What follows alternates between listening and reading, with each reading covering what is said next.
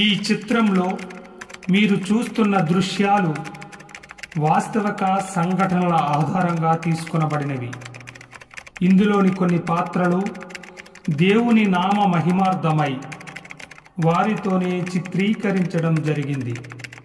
దానికి గల కారణం దేవునిపైన నమ్మకమైన విశ్వాసముతో మీరు కడవరకు కొనసాగాలని మా ఈ చిన్న ప్రయత్నం.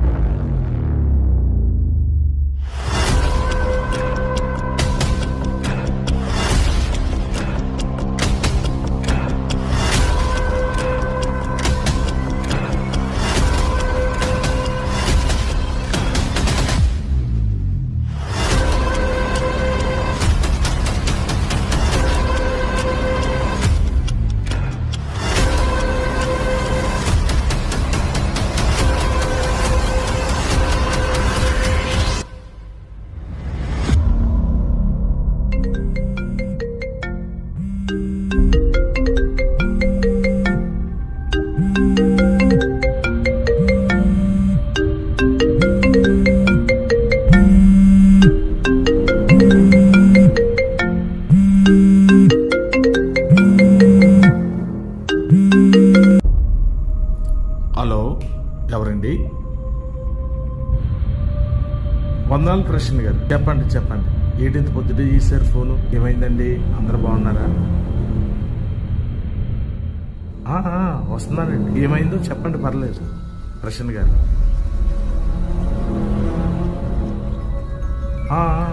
ఆనందమ్మ గారికి ఏమైందండి?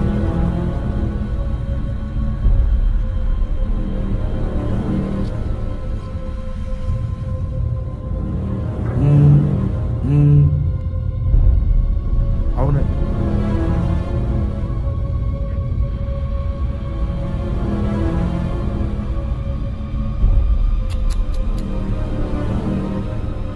అమ్మమ్మా, ఇప్పుడు జరిగిందండి అలాగా? నేను ఇప్పుడే బయలుదేరి వస్తున్నాను ప్రశాంత్ గారు. ఈ విషయాన్ని విశ్వాసులందరికీ చెప్పండి.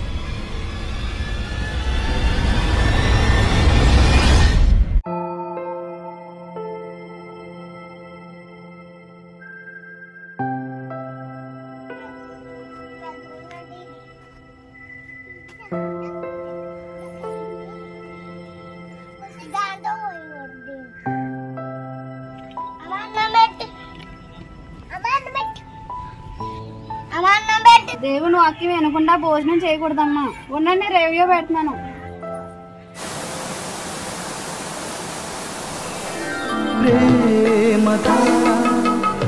అమ్మయ్య వచ్చింది.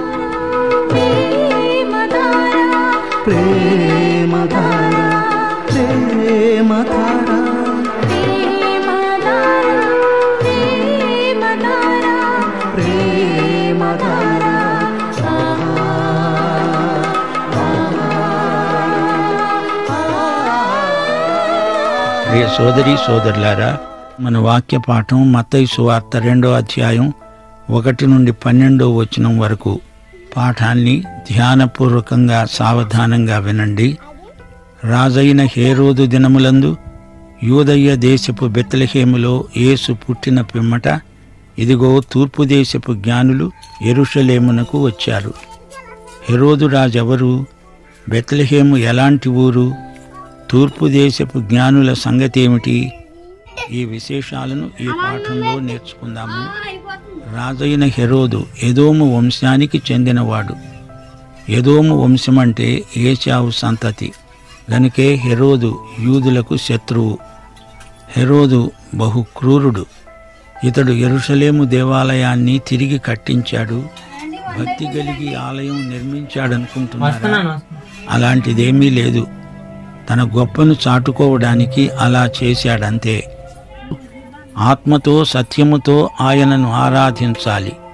జ్ఞానులు ఇంటిలోనికి వచ్చి తల్లి అయిన మరియను ఆ శిశువును చూచి సాగిలపడి ఆయనను పూజించి తమ పెట్టెలు విప్పి బంగారమును సాంబ్రాణిని బోళమును కానుకలుగా ఆయనకు సమర్పించారు. ఈ కానుకల అంతర్భావం వచ్చే పాఠంలో చెప్పుకుందాము.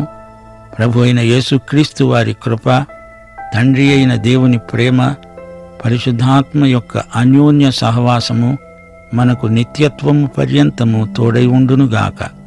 ఆమేన్.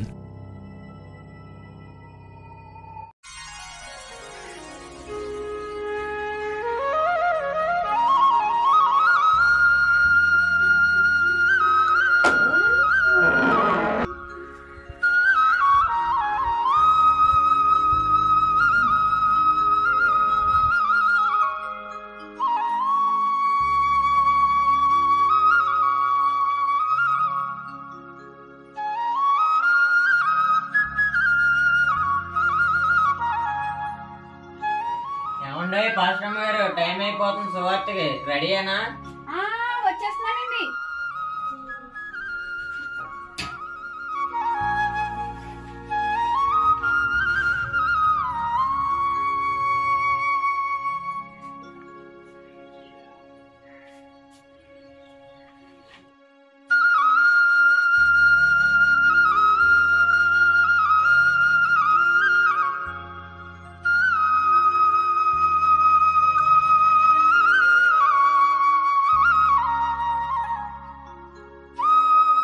ప్రభువా, మేము మీ సువార్తకు వెళ్తున్నాం. మా రాకపోకలలో సహాయం దయచేయండి. అనేక మంది మారు మనసు పొంది నీ పరలోక రాజ్యానికి వారసులయ్యే భాగ్యం దయచేయండి. యేసు నామమున అడుగుతున్నాం తండ్రి, ఆమేన్. సేవకులారా, సువార్తికులారా, యేసయ్య కోరుకున్న శ్రామికులారా, సేవకులారా, సువార్తికులారా, మీ మాదిరికై వందనము. ఉన్నత పనికై మమ్మును పిలచిన దేవా, మా కొరకై నీ ప్రాణం అర్పించితివి. నీలో నిలచి ఉండుటే మా భాగ్యము. నీ కొరకై జీవించెదము. సేవకులారా, సువార్తికులారా, యేసయ్య కోరుకున్న శ్రామికులారా, సేవకులారా, సువార్తికులారా, మీ మాదిరికై వందనము.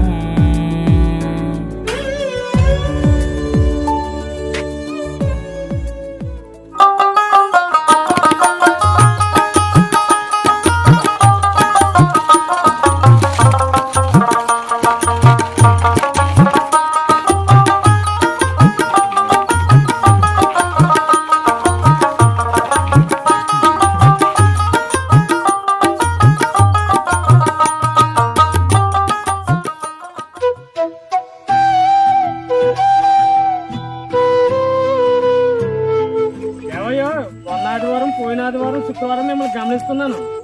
మా ఊర్లో తిరుగుతున్నారు. ఇక్కడ మీకు పర్యటయ్యా? అయ్యా వందనాలండి, నేను పాస్టర్ గారిని. మన ఊరిలో అందరికీ ప్రభువైన రక్షకుడైన దేవుడైన యేసుక్రీస్తు కోసం సువార్త చేయడానికి ప్రతి ఆదివారం శుక్రవారం మన గ్రామానికి వస్తున్నామండి. ఊరుకోవయ్యా, చెప్పగానే సొల్లు మాటలు. నీకేమన్నా పిచ్చా ఎర్రా? మన భారతదేశంలో ఇంతమంది దేవుళ్ళు ఉండగా ఎక్కడి నుంచో ఇతర దేశాల నుంచి దేవుని తీసుకొచ్చి గొప్ప దేవుడు అన్న బుద్ధులు ఏంటయ్యా నీకు?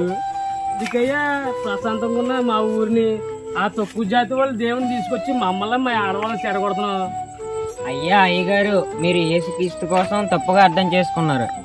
ఆయన సర్వ మానవాళిని తమ తమ పాపాల నుండి రక్షించడానికి భూలోకానికి వచ్చి మనం చేసిన అందరి పాపాల కోసం సిలువుపై మరణించి తిరిగి మృత్యుంజయుడై లేచి ఆయన నుండి పరలోక రాజ్యమునకు మనలందరినీ తీసుకువెళ్ళడానికి రెండోసారి రాబోతున్నాడు. నమ్మి బాప్తిజం పొందిన వారు రక్షింపబడతారు. ఆ భయంకరమైన నరకం నుండి తప్పించబడడానికి ప్రభువైన యేసుక్రీస్తు ద్వారానే సాధ్యం. ఆయనే మార్గం. ఆయన ఆయనే సత్యం, ఆయనే జీవమై ఉన్నారు. బాగుందయ్యా, భలే చెప్పు.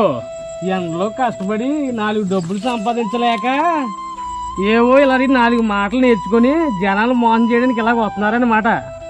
బాగుందయ్యో, బాగుంది. ఆ అమ్మాయి ఎవరో? ఈమె నా భార్య అండి, పేరు రాహేలు. యేసుక్రీస్తు సువార్త నాతో కలిసి చేయడానికి తన జీవితాన్ని సమర్పించుకుంది. ఎందుకయ్యా మీరు అంత అమాయకులాగా ఉన్నారు? నీ జీవితం నువ్వు ఎలాగైనా ఆన్ చేసుకున్నావయ్యా. బంగారంలా ఉన్న తెల్లగున్న అమ్మాయి జీవితం ఎందుకైనా ఆన్ చేస్తావు? అయ్యా, నేను మీ గ్రామానికి ఏదో మోసం చేసి 4 డబ్బులు సంపాదించడానికి రాలేదండి. దేవుడు నాకు దర్శనంలో ఈ 4 ఊర్లు చూపించారండి. నేను అడుగుపెట్టే ప్రతి స్థలాన్ని దేవుడు దీవిస్తానన్నాడండి. మీరు చూస్తూ ఉండండి. దేవుడు ఈ గ్రామాలను యేసయ్య గ్రామాలుగా మార్చబోతున్నాడు. అనేక మంది రక్షింపబడి యేసయ్యను సొంత రక్షకుడిగా అంగీకరించబోతున్నారు. ఇదే దేవుడు నాకు ఇచ్చిన వాగ్దానం. యేసు నామంలో ఈ మట్టి రోడ్లు కూడా తారు రోడ్లు కాబోతున్నాయి. సోళ్ళు ఏమై చెప్పు కానీ సొల్లు కబుర్లు. నాకు కంటలో ప్రాణం ఉండకి జరగదు. జరిగినప్పుడు చూద్దాలే. ఎంతో చదువుకున్న వాళ్ళ ఉన్నారు, ఏదో ఉద్యోగం చేసుకోండి అయ్యా.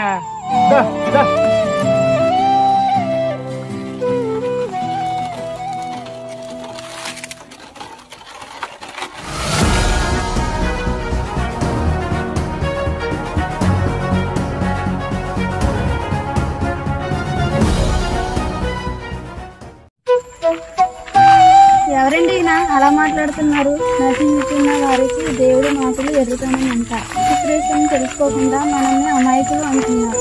ఆ ప్రభువే ఈయనకు తన మహిమను తెలియపరుస్తారు. రండి వెళ్దాం, చీకటి పడిలా ఉంది, పిల్లలు ఎదురు చూస్తారు.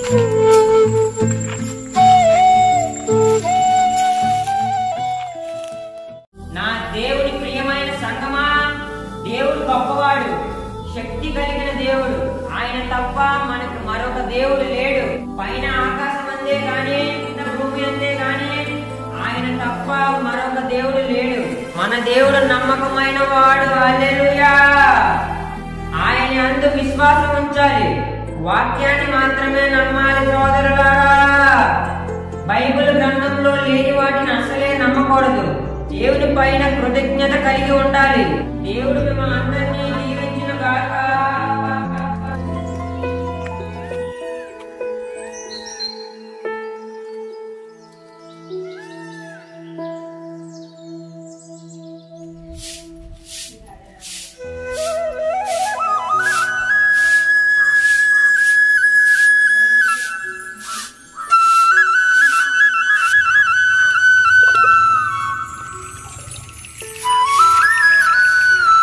నేను చర్చిలో అయ్యగారు దేవుడిని నమ్మాలి నమ్మాలి అన్నారు.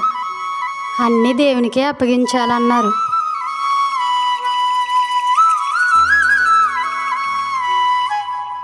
నా జీవితంలో ఎప్పుడు దేవుడు అన్నీ ఇస్తాడో ఏంటో.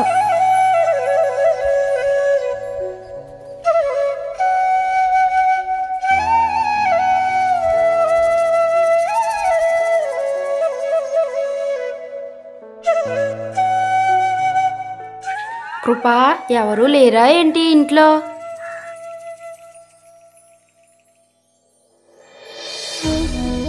కృపా,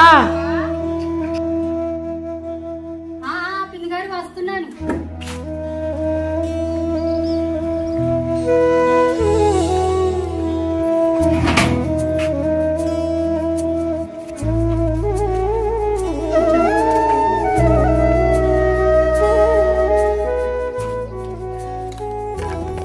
ఎప్పుడు చర్చికి మానకుండా వచ్చేవారు, మొన్న రాలేదే పిన్ని గారు. నువ్వు ఎంత మంచిదానివే కృపా, కానీ ఏ మాత్రం దేవుని కృప లేదు నీ జీవితంలో. మొన్న శ్వాసశాలకు వెళ్ళాను, ప్రార్థన చేప జీవజలాలు తీసుకువచ్చాను. అవి మన ఇంట్లో ఉంటే ఎంత మంచిదో తెలుసా? ఆ ప్రార్థన చేప మీద మోకాళ్ళు వేసి ప్రార్థన చేస్తే ఇంకా అన్నీ మన ఇంట్లో ఉన్నట్టే. 7 వారాలు వెళ్తే మనం అనుకునేవన్నీ జరుగుతాయంట. అవునా పిన్ని, ప్రార్థనా చేపలో జీవజాలాలు అంత శక్తి ఉందా?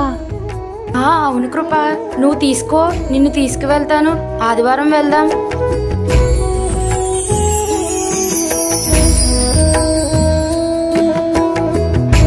ఏంటో ఆదివారం ఎక్కడికో వెళ్దాం అనుకుంటున్నారు? ఇది విన్నావా? ప్రార్థనా చేపలు జీవజలాలు మన ఇంట్లో ఉంటే చాలా మంచిదంట. పిన్ని గారు చెప్తున్నారు. ఇది తెచ్చుకుందామా? అబ్బబ్బబ్బా, అది నిజం కాదక్క.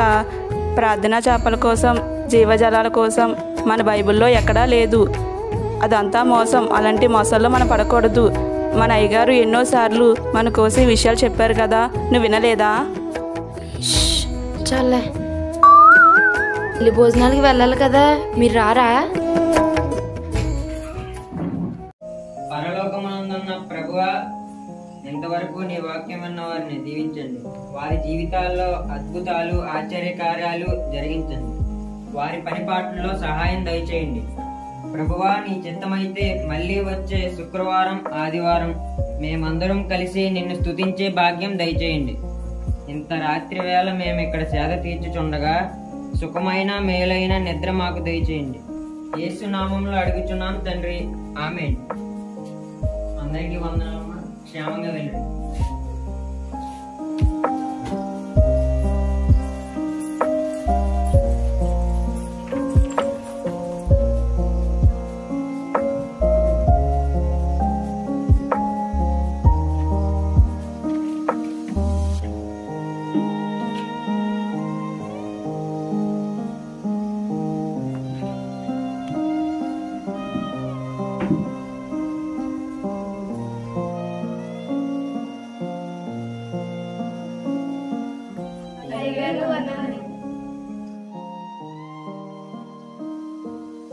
వందనాలమ్మా. మళ్ళీ వచ్చారు ఎందుకు? అయ్యగారు, చాలా చీకటి ఉంది కదండి, ఇంటికి వెళ్తారు. మధ్యలో అడుగు పనులు అయితే తిరుగుతుందండి బాబు, అది చెప్దామని వచ్చాను. లేదమ్మా, ఇంత రాత్రి వేళ అడవులు కొండల మధ్యలోంచి ఎలా నడిచి వెళ్తాం? ఈ రోజుకి ఇక్కడే పడుకుని పోతాం. అయ్యో అయ్యగారు, ఇక్కడే ఉండిపోతే భోజనం ఎలాగ అయ్యగారు మీకు? అయ్యో పాపం, మొన్న ఆదివారం కూడా ఇలాగా ఆకలితో ఉండిపోయారంట.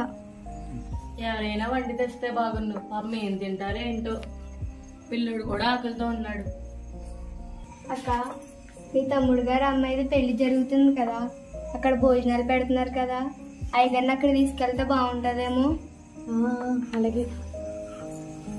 అయ్యగారు, మీరేమనుకోరంటే ఒక చిన్న మాట. తల్లి, ఏంటో చెప్పండి. అయ్యగారు, మా తమ్ముడు గారు అమ్మాయిది ఇక్కడ పెళ్లి జరుగుతుంది అయ్యగారు. నేనే మిమ్మల్ని దగ్గరుండి తీసుకెళ్తాను అయ్యగారు. భోజనం చేసేసి వెంటనే వచ్చేద్దరు కానీ రండి అయ్యగారు. వద్దండి, అలా పిల్లవాడి పెళ్లికి వెళ్ళకూడదు. అయ్యో అయ్యగారు, అది మా సొంత తమ్ముడు ఇంట్లో పెళ్ళైన అయ్యగారు. రండి అయ్యగారు. వద్దమ్మా. పర్లేదమ్మా, పర్లేదు. మాకు ఇది ఎలాగ అలవాటే. ఉదయాన్నే వెళ్ళి భోజనం చేసేస్తాం. తమ్ముడు ఎలాగ పడుకుని పోయాడు కదా. వద్దంటారేంటి అయ్యగారు? అయ్యో పర్లేదు, వెళ్ళండి అయ్యగారు. వెళ్ళండి అయ్యగారు, పాపం చిన్నపిల్లడు ఆకలితో ఉన్నాడు. వద్దమ్మా, పెళ్లిలో అందరూ ఉంటారు, పిలవకుండా వెళ్తే బాగోదమ్మా. మీరు పెళ్ళిలోకి రావద్దు అయ్యగారు, ఆ ఇంటికి రండి అయ్యగారు, మేమే భోజనం తెచ్చి పెడతాం. అయ్యగారు రండి అయ్యగారు, రండి.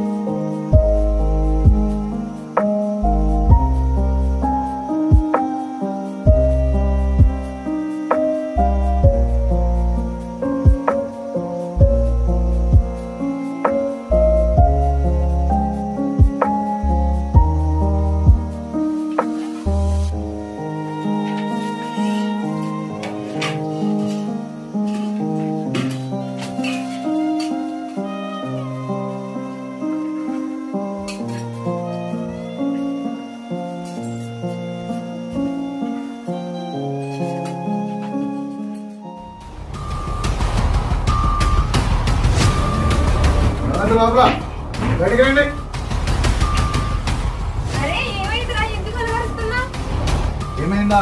వాళ్ళ పెళ్లింటి దగ్గర నుంచి భోజనం తెచ్చి పెడతావా? మా పరువు తీసా కదా. అటువైన వాళ్ళ ఇంటికి పిలిచి భోజనం తెచ్చి పెడతావా? నీకు కాదు, వాళ్ళకి ముందు ఉండాలి. రమ్మని వచ్చాడమేనా? రమ్మని బయటికి పొమ్మని ఇంట్లో నుంచి. నువ్వు పొమ్మంటావా, నన్ను బయటకు ఆగమంటావా? ఒరే ఒరే ఒరే, అవేం మాటలు రా.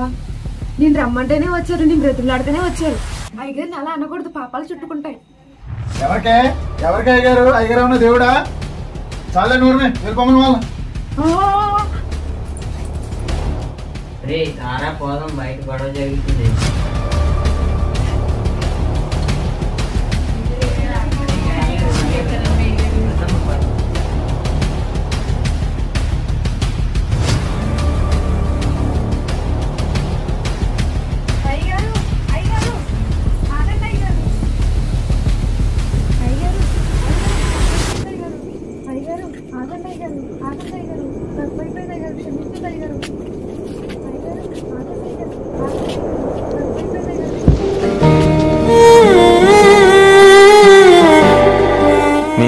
గొప్పవాడు తప్పక చిన్నవాని వలె ఉండాలి. నాయకుడు తప్పక సేవకుడై ఉండాలి. ఎవరు గొప్పవారు? భోజనానికి కూర్చున్నవాడా, భోజనం వడ్డించేవాడా? భోజనానికి కూర్చున్నవాడే కదా. అయితే నేను మీ మధ్య ఒక సేవకుని వలె ఉన్నాను. నాతో కూడా నా శ్రమలో ఉన్నవారు మీరే. నా తండ్రి నాకు తన రాజ్యాధికారం ఇచ్చినట్లుగా నేను మీకు అలాగే అధికారం ఇస్తున్నాను. నా రాజ్యంలో మీరు నా బల్ల మీద తిని త్రాగెదరు. మీరు సింహాసనం మీద కూర్చుని ఇశ్రాయేలు 12 గోత్రాల వారిని ఏలుతారు.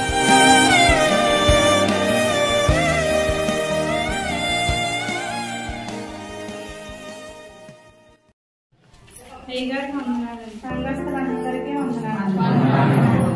అమ్మాయి గారు ఇంటికి వెళ్ళొచ్చాక మగతగా ఉందని తొందరగా తిరిగి పడుకున్నానండి. మధ్యలో ఊపిరాడనట్టు ఉంటే మెలకు వచ్చి పక్కకు తిరిగి లేచి చూశానండి బాబు.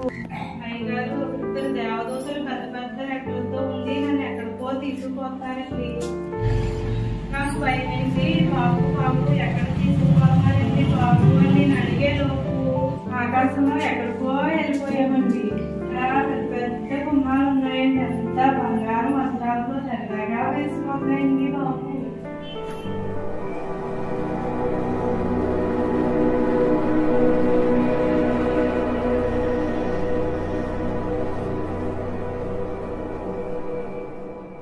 లోపలికి వెళ్ళాక ఎక్కువ జనం దేవతలో ఉన్నారండి.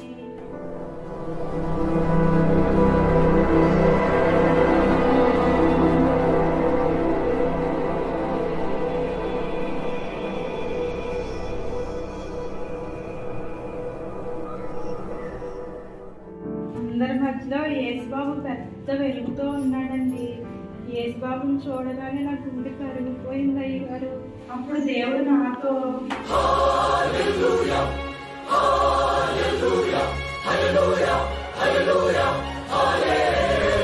బళా నమ్మకమైన మంచి సత్ప్రవర్తన కలిగిన నా కుమార్తె ఆనందమ్మ, నీవు ఈ కొంచెములో నమ్మకముగా ఉంటివి, నిన్ను అనేకమైన వాటి మీద నియమించదను. నీకు జీవ కిరీటమునిత్తును. లోకము పుట్టినది మొదలుకొను నీ కొరకు సిద్ధపరచబడిన రాజ్యమును స్వతంత్రించుకొనుము. యేసయ్యా వందనాలు తండ్రి, నన్ను క్షమించు బాబయ్య. నేను మా అయ్యగారికి చెప్పకుండా ఎక్కడికి వెళ్ళను. నాకు ఒక్క అవకాశం ఇస్తే నేను మా అయ్యగారికి చెప్పి వెంటనే వచ్చేస్తాను బాబు. నాకు ఒక్క అవకాశం ఇవ్వు తండ్రి. నా దేవుడును నీ దేవుడనై ఉన్న తండ్రి వద్దకు వెళ్ళవలసి ఉన్నదని, నిత్యమైన జీవం పొందుటకు నెమ్మది కలిగిన ఈ స్థలమందు అనేక మంది ఉండుట కొరకు నా సేవకునితో సాక్షార్థమై నిలిచి ఒకే ఒక్క అవకాశముతోనే ఇక్కడికి వేగిరమై తిరిగి రావాలని. అయ్యో ఎవరే ముసలిదే, ఏదో కలగానే ఉంటుంది. ఏకంగా పరలోక రాజ్యం వెళ్ళి వచ్చేసిందంట. తినదాకా ఇలాంటి చెప్తుంది. ఇంకా నేనే దేవుడు నాతో వచ్చడం లేదు.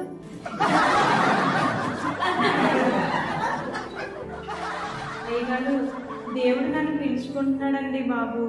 మీరు నాకు అవకాశం ఇస్తే నేను వెళ్తానండి అయ్యా. ఈ చిన్న సాక్ష్యం దేవుడు దీవించుకున్నాను. అందరం ప్రార్థన చేసుకుందాం. పరలోకమందున్న మా ప్రభువా, నీకు వందనాలు తండ్రి. ఇంతవరకు నీ ఆత్మను మాతో ఉంచి ఆరాధన అంతటిలో అధ్యక్షత వహించి మమ్మల్ని నడిపించారు. మీకు వందనాలు ప్రభువా. ఇంతవరకు నీ వాక్యం ద్వారా నాతో మాట్లాడారు. విన్న వాక్యంను వీరు విడిచిపెట్టకుండా సారవంతమైన నేలలో విత్తనం పడి ఏ విధంగానైతే 30 దంతులు 60 దంతులు 100 వంతులుగా ఫలిస్తుందో అట్టి ఆశీర్వాదం వీరిలో దయచేయండి. సాక్ష్యాలు చెప్పిన వారందరినీ దీవించండి. ముఖ్యంగా ఆనందమ్మ గారి జీవితంలో మీరు ఇచ్చిన అద్భుతమైన సాక్ష్యాన్ని బట్టి మీకు వందనాలు. పరలోక రాజ్యము నిమిత్తమై ఆమెలో మీరుండి మాట్లాడారు. ఇక ఇంకనూ బలపరచండి. ధైర్యం ఈ బిడ్డకు దయచేసి మీ చిత్త ప్రకారం నడిపించండి. నీ రాజ్య సువార్తలో నన్ను ఇంకనూ బహుబలముగా వాడుకుని నా ప్రయాణం అంతటిలో కాపుదల దయచేసి ఈ బంగారు దేవదూతను నాకు కావలిగా ఉంచండి.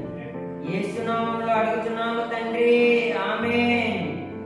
తండ్రి అయిన దేవుని కృపయు పరిశుద్ధాత్మ యొక్క సహవాసమును కుమారుని యొక్క దీవెనయు ఎప్పుడు ఎల్లప్పుడూ మనకు తోడైయుండును గాక. ఆమేన్, ఆమేన్, ఆమేన్. అందరికీ వందనాలు. గారు ఎక్కడికి వెళ్తున్నారు? సారా కృపా, నేను మీ దగ్గరికే వస్తున్నాను.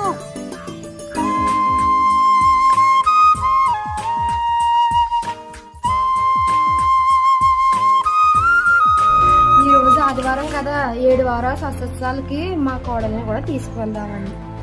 అక్కడే భోజనాలు కూడా మీరు వస్తారేమని పిలవడానికి వస్తున్నాను. మన ప్రార్థన అయిపోయాకలే. అమ్మో, అయ్యగారు తెలిస్తేనో. మనం వెళ్ళినట్టు అయ్యగారు చెప్తావా ఏంటి? ఆటో కట్టించుకొని వెళ్దాము. అయ్యో, దైవ సేవకునితో అబద్ధం చెప్పడం అస్సలు మంచిది కాదు. దైవ సేవకునితో అబద్ధం చెప్పి నయమాన్ తగ్గిన కుష్ఠవ్యాధిని గేహాజీ బహుమతిగా తెచ్చుకున్నాడు. పొలం అమ్మి దశన భాగంలో అబద్ధం చెప్పి దైవ సన్నిధిలో దైవ సేవకుని ఎదుటే భార్య భర్తలైన అననీయ సపీరా ప్రాణం విడిచి దైవ సేవకుని ముందే చనిపోయారు. దేవుడు మనకిచ్చిన దైవజన దగ్గరే ఉంటే మనం విశ్వాసంగా నమ్మకంగా కొనసాగాలి. ఏ బండ నుండి చెక్కబడ్డామో, ఎక్కడ మనము నాటబడ్డామో అక్కడ ఉంటేనే మనకు ఆశీర్వాదం. ప్రార్థన చేపల్లో, జీవజలాల్లో, అరటిపళ్ళల్లో, 7 వారాల స్వస్థత ప్రార్థనలో, అబద్ధ ప్రవక్తలు చెప్పే అంగులలో, ఆర్భాటాలు ఏమీ లేదు. అంతా దేవునిలోనే ఉంది. అంతా దేవునిలోనే ఉంది. అంతా దేవునిలోనే ఉంది. దేవుని సంబంధం ఆయన రాకడ వరకు మన పోకడ వరకు ఉండాలి.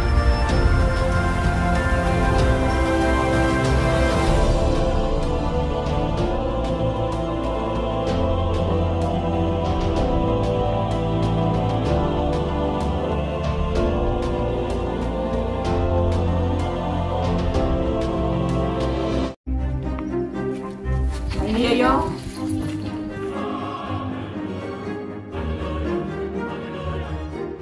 అక్క చూసావా? పరిశుద్ధాత్మ అగ్నితో వర్షం వలె తాకింది. ఆ అగ్నిలో అందరం కాల్చబడ్డాం. యెహోవాని విడిచి వేరొకరిని ఆశ్రయించే వారికి శ్రమలు విస్తరిస్తాయని అయ్యగారు చెప్పారు కదా. వాక్యాన్ని గుర్తించుకోవాలి. అలాంటివి నమ్మకూడదక్క. చెల్లి, నువ్వు చెప్పింది నిజమే. కృప, సారా, నన్ను క్షమించు. ఇన్నాళ్ళు నా హృదయం వాక్యానికి పూర్తిగా ఇవ్వలేక వీటితో సాంగత్యం చేసి పరిశుద్ధ గ్రంథంలో లేని వాటిపైన నా దృష్టిని ఉంచి మళ్ళీ కూడా నిజబుద్ధికి దూరం చేయబోయాను. నన్ను క్షమించండి. నేను చాలా పెద్దతప్పు చేశాను. కానీ దేవుడు నా హృదయాన్ని తెరిచి ఆయన పరిశుద్ధాత్మ ద్వారా నన్ను తాకాడు. ఇప్పుడు నా హృదయం పూర్తిగా మారిపోయింది. శాంత, నిజమైన దేవుని పిలుపుండి దేవుని పరిశుద్ధాత్మ ద్వారా వాడబడుతున్న మన దైవజనుల మాట విని దేవుని సువార్త యాత్రలో మనతో పాటు అనేక నూతనాత్మతో కొనసాగిపోదాం.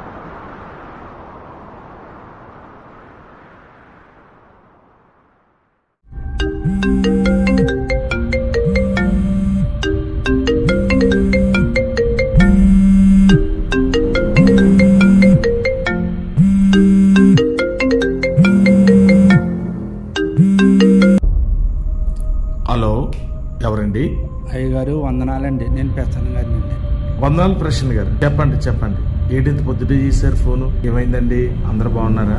దూరం కదండి, ప్రార్థనకు వస్తున్నారండి. వస్తున్నానండి. ఏమైందో చెప్పండి, పర్లేదు. ప్రశ్న గారు, ఆనందమ్మ గారు ఉన్నారు కదా, ఆనందమ్మ గారు ఉన్నారు కదండి అయ్యగారు. ఆనందమ్మ గారికి ఏమైందండి? మన ఆదివారం చాచుకుని చెప్తా, దేవుడు నన్ను పరలోక రాజ్యాన్ని రమ్మంటే ఇదో ఎగతాళిగా మేము అందరమనే కళ వచ్చింది అనుకున్నాం అయ్యగారు. ఇలా చెప్తుందని నవ్వుకున్నాం అయ్యగారు. కానీ నిజానికి అయ్యగారు ఆనందమ్మగారు ఒక రాజ్యం నుంచి తిరిగి వచ్చి మీ ముందు సాక్షిని చెప్పి మళ్ళీ అక్కడికి వెళ్ళిపోయింది అయ్యగారు. అయ్యగారు ఆనందమ్మ గారు చచ్చిపోరండి. అమ్మమ్మా, ఇప్పుడు జరిగిందండి అలాగా? తెల్లరగట్లండి, ఇందాక చచ్చిపోయింది అయ్యగారు.